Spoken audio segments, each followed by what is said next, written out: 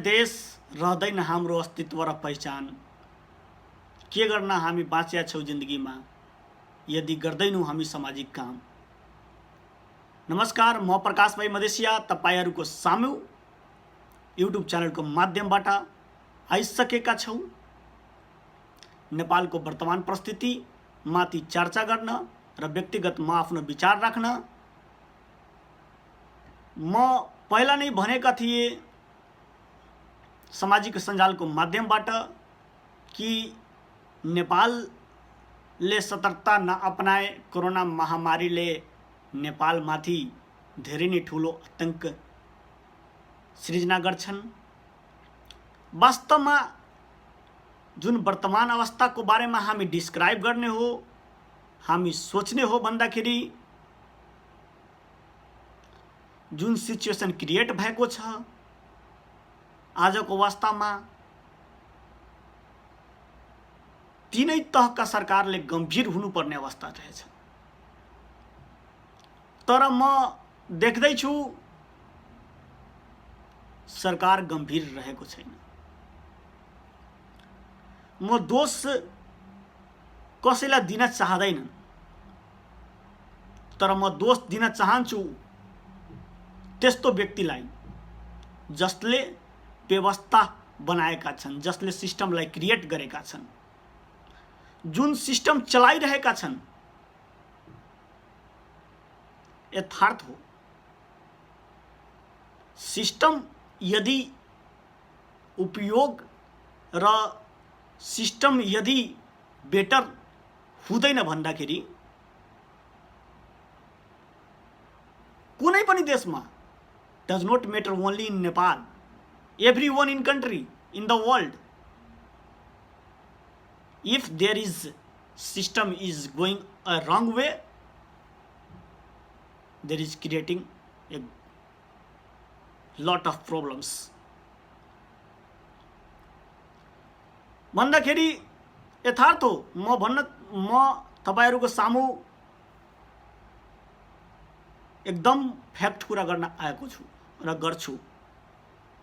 Because of I born in Nepal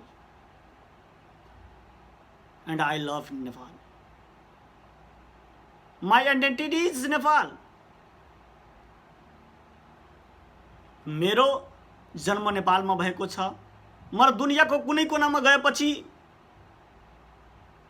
मलाई नेपाली भनेर चिन्नेछन् र चिन्छन् पनि, र म नेपाली भन्ने पनि गर्छु र भन्छु पनि, र यथार्थ पनि हो र स्वाभाविक हो। जब मेरो जन्म नेपालमा भएको छ त चिन्ता स्वाभाविक हो नेपालको बारेमा, म भन्छु पनि। सरकार का जुन क्रियाकलापहरू छ गैर जिम्मेवार बोध गराइरहेका छन्। हो, विगतमा सरकारले धेरै कुराहरू माथि जिम्मेवार भएन, तर कोरोना जस्तो महामारीमा जिम्मेवार नहुनु भन्दाखेरि रहेन देश कसको लागि हामी बाँचेका छौँ।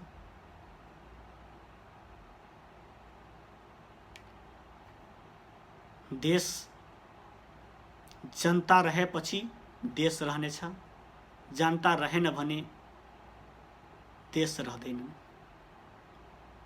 यथार्थ हो। म अलिकति कुरा गर्न चाहन्छु। मेरो घर स्पेशली भन्दाखेरि रौतहटमा हो। 2-4 दिन पहिला मैले सामाजिक सञ्जालमा एउटा कुरा देखेको थिएँ कि रौतहटका युथ जेनेरेसनहरूका व्यक्तिहरूले, युथहरूले पीसीआर मसिन खरिद गर्नको लागि सङ्कलन गरिरहेका चन्दा 1 रुपैयाँ जुटाऊ। Is the good. तर केही व्यक्तित्वहरूले त्यसलाई नचाहेर, चाहे यो सरकारले नचाहेर होला, तर त्यो गलत होइन।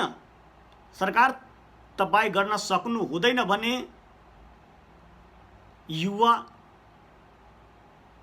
ले जिम्मेवारी लिनुपर्छ र जुन जिम्मेवारी जुन प्रक्रियाले जुन तरिकाले युवाले जिम्मेवारी लिएको थियो र लिँदै गरेका छन् अहिले रौटहटका अवस्थामा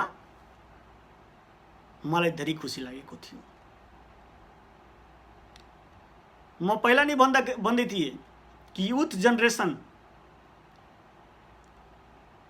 लाई यदि हामीले स्वीकार गर्यो भने, देशले स्वीकार गर्यो भने देशलाई धेरै ठुलो दिन सक्छ, देशलाई धेरै कुराहरू दिन सक्छ। यथार्थ हो, दुनियाँमा युथ जेनेरेसन नै यस्तो व्यक्ति हो, यस्तो चीज हो भन्दाखेरि जसले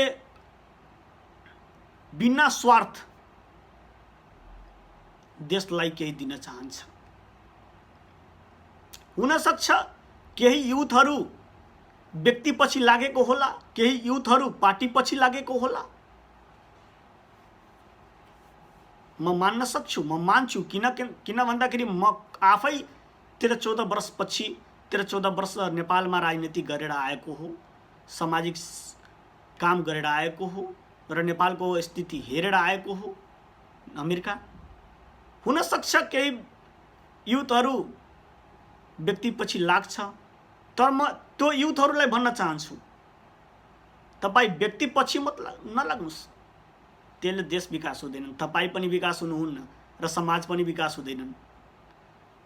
सिद्धान्त र विचार पछि लाग्नुस्, यथार्थ पछि विकास पछि लाग्नुस्। यथार्थले र विचारले समाज विकास गर्छन् र देश समृद्ध गर्छन्, त्यसपछि लाग्नुस्। म सिडिओ साहब, रौटहटका सिडिओ साहब, विभिन्न नेताहरूलाई भन्न चाहन्छु, विभिन्न जनप्रतिनिधिहरूलाई भन्न चाहन्छु, म तपाईलाई दोष दिँदैन, तर जुन प्रक्रियाले हाम्रा युथहरू त्यहाँ काम गरिरहेका छन् अहिले त्यसलाई स्वीकार गरेर अगाडि बढ्नुपर्ने हो, राजनीतिक स्वार्थमा अगाडि बढ्ने होइन। म पनि त्यहाँ नेपालमा काम गरिरहेको अवस्थामा मलाई पनि धेरै राजनीतिक मित्रहरू, धेरै नेताहरू भन्दै गर्थे, पछि भन्दै गर्थे, मेरो सामुमा त कहिले भनेको होइन, तर पछि भन्ने गर्थे क्या भलको मतलब भन्थे अहिलेको त्योसँग के हुन्छ र त्यसमा त्यो सानो छ, बच्चा छ, त्यसले केही हुँदैन भन्दाखेरि विभिन्न किसिमको टिका टिप्पणी म माथि पनि गर्थे। त्यो स्वाभाविक हो, तपाई राम्रो काम गर्नुहुन्छ, तपाई सामाजिक काम गर्नुहुन्छ, देशको लागि काम गर्नुहुन्छ, त्यो स्वाभाविक हो। टिका टिप्पणी गर्ने मान्छेहरू गरिरहन्छन्,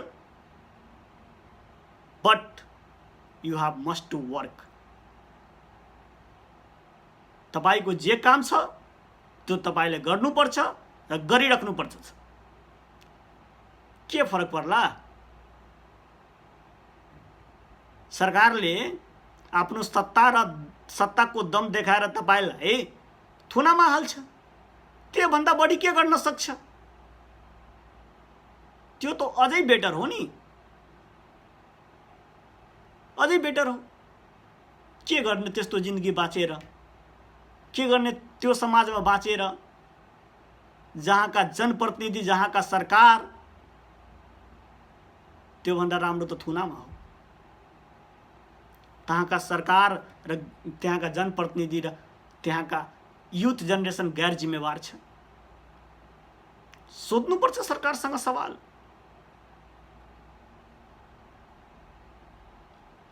नेपालको कुरा गर्ने हो भन्दाखेरि नेपालको परिवेशमा 40.3% युवाको जनसङ्ख्या रहेछ, तर आज के छ? धेरै युवाहरू विदेश पलायन छ। म तपाईलाई एकदम ढुक्कको साथ भन्न चाहन्छु, जुन पनि देशमा युथ जेनेरेसनको जनसङ्ख्या वृद्धि हुन्छ त्यो देशको डेमोग्राफिक विनाश हुन्छ। तर नेपालको परिप्रेक्ष्यमा कुरा गर्ने हो भन्दाखेरि सिस्टम नै करप्ट छ, नेपालीका निष्पक्ष छैन। कार्यपालन निष्पक्ष छैन। त्यो देशको विकास भन्दाखेरि धेरै टाढाको कुरा भइरहेछ। कल्पना हामी गर्न सक्छौँ, नेताहरूले हामीलाई सपना देखाउन सक्छ, त्यति मात्र हो, त्योभन्दा हुनै सक्दैन। केही निष्पक्ष हुनुपर्ने छ सबै कुराहरू। म त्यो नेताहरूले मात्र दोष दिन चाहन्न। नेताहरू दोषी छ, त्यसलाई केही शङ्काको कुरा होइन, तर कहीँ न कहीँ हामी पनि दोषी छौँ। हामीले त्यस्तो व्यक्तित्वलाई चुनेका छौँ जो वास्तवमा गैर जिम्मेवार रहेछ। यथार्थ हो। सरकारले के गरेका छ कहिले हामी सोध्ने गरेका छौँ। केही व्यक्तित्वहरूले सोध्ने गर्छन्, तर नेपाली जनताले आफूले जिताएको जनप्रतिनिधिसँग सोध्ने गरेका छन्, तपाईले के गर्न खोज्नु भएको, तपाईले के गर्नु भएको हो समाजको लागि। जनताले के गर्छन्? जनताले सोध्छन् कि तपाई मेरो लागि के गर्नु भएको छ। यो प्रश्नले समाज कहिले विकसित हुँदैन। तपाई समाजले के गर्नु भएको छ, समाजलाई के गर्नु भएको छ, हाम्रो समाज कसरी विकसित हुन्छन् मेन्टली सोशली, कहिले सोच्नु भएको छैन, कहिले सोध्नु भएको छैन। त्यही भएर त हाम्रो समाज यस्तो अवस्थामा छ।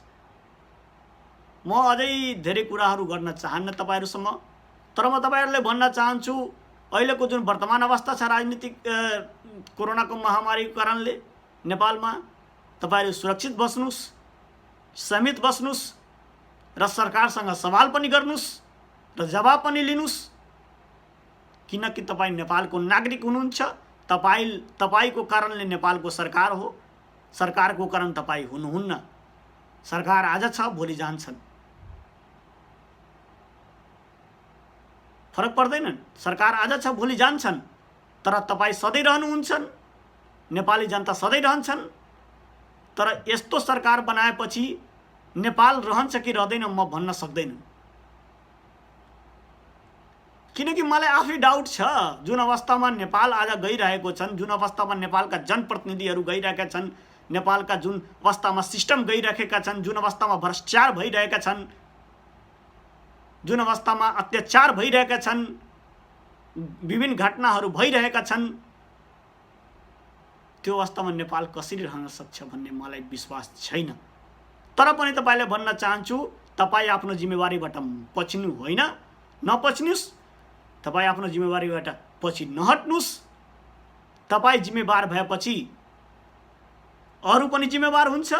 जिम्मेवार बनाउने कोसिस हामी गर्न सक्छौं, तर तपाई नै जिम्मेवार भएन भने हामी कसले के भन्न सक्छौं। हामी त्यही त अवस्था हो नि।